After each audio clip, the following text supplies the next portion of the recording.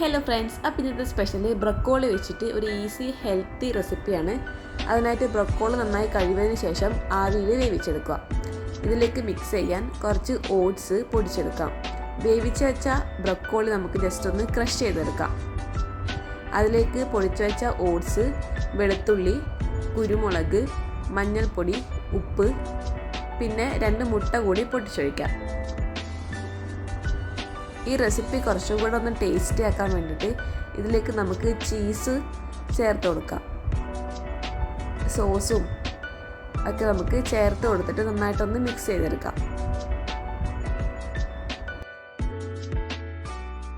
നന്നായി മിക്സ് ചെയ്തതിന് ശേഷം നമുക്കിത് വേവിച്ചെടുക്കാം. അതിനായി ഒരു പാനിലേക്ക് കുറച്ച് ബട്ടർ തൂവിക്കൊടുത്ത് അതിലേക്ക് നമ്മൾ ഈ ബാറ്റർ ഒഴിച്ചു കൊടുക്കാം.